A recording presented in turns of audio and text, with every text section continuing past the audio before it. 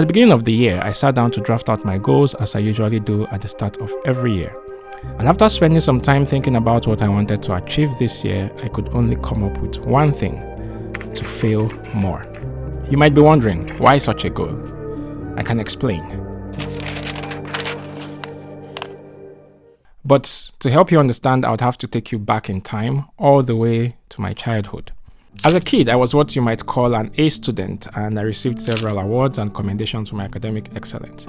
And as I grew older, I subconsciously built my identity around my wins. As a result, I only involved myself in things that reinforced my self-belief and avoided everything that opposed it.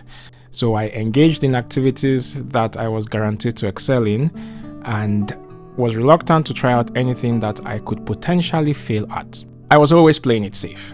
This attitude towards life was probably helpful to me at the time as a kid because it helped me stay out of trouble. But now as an adult, I realized it's doing more harm than good, and I am on a mission to changing the narrative. We all have things we want to achieve. Maybe you want to start a business, learn a skill or an instrument, or maybe even start a YouTube channel, as I have been wanting to do for a few years now. But for each of these things, there is a learning curve involved. And our fear of not being good at these things might hinder us from even trying at all. Most of the time, I fall into the trap of over-planning my execution and then eventually end up procrastinating with the excuse of not being ready. But after asking myself some genuine questions, I realized that underneath my excuses was the fear of failing, and this fear was holding me back. Coming into this year, I knew I had to change that, and the only way to overcome any fear is to face that fear. So to overcome my fear of failure, I set the goal to fail more. Now that I had the goal, I had to come up with a game plan to achieve it. And in this video, I'm going to highlight 3 ways which you can learn to overcome your fear of failure. But before we talk about overcoming the fear of failure, I think it's important that we address the root of the problem, which is redefining failure and the mindset behind it.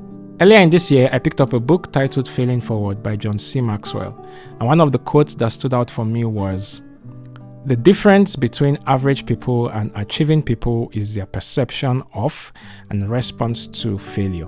You've probably heard the saying that failure is the mother of success, and there are several success stories to validate this claim. So if this statement is valid, why then are we afraid of failing? The answer is simple. We are often too attached to our results, negative or positive, and we take them as a reflection of who we are.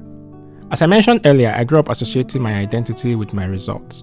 So I believed that positive outcomes made me a winner, and failing at something meant I was a failure.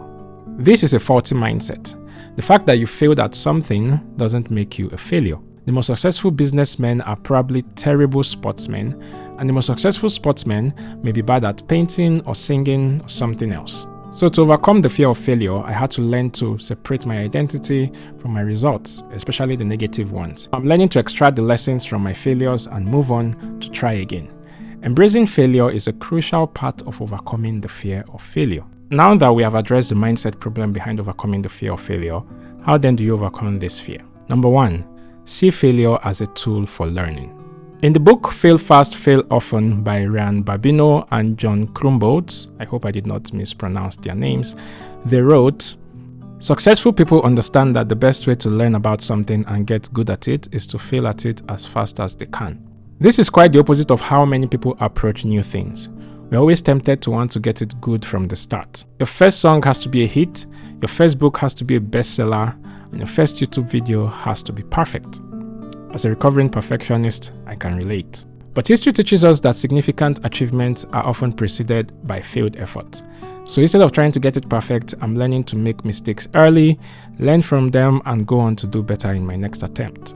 Number 2, overcome resistance and take action. It goes without saying that nothing can be achieved without taking action.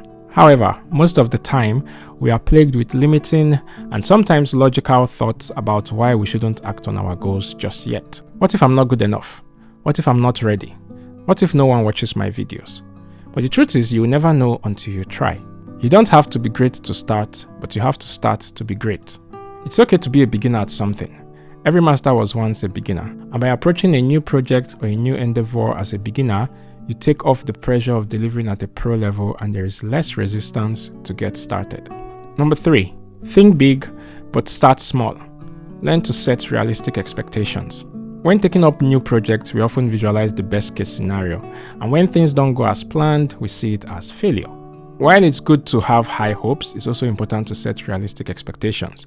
And when things don't go as planned, because they don't always do, instead of seeing it as failing, we could see it as a learning experience. As I said earlier, I've been wanting to make videos for YouTube for some time now, and I even made a few videos about 3 years ago, which are still up on my channel. But at the time, I had very unrealistic expectations, and I wasn't ready for the learning curve that came with getting good at this. And after making about 2 or 3 videos, I disappeared. But now I think I am better prepared, and I am learning to set more realistic expectations on the journey.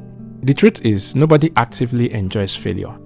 It's definitely not a pleasant experience to try something and not succeed at it, especially if it's something that you are very passionate about. But failing is indeed proof that you are trying to make something happen, and that is infinitely better than not trying at all. The only failure is not to try at all. So go out there and take actions on your goals. If you succeed on your first try, awesome. But even if you fail, embrace it, learn from it, and try again. One more thing before I go. This channel hit 100 subscribers while I was away, and I just wanted to say a huge thank you to every one of you that have subscribed and stuck along all this while. 100 people is a lot. I cannot have 100 people in my apartment. So thank you. If you are yet to join the fam, consider hitting the subscribe button, and hopefully I'll see you in the next one.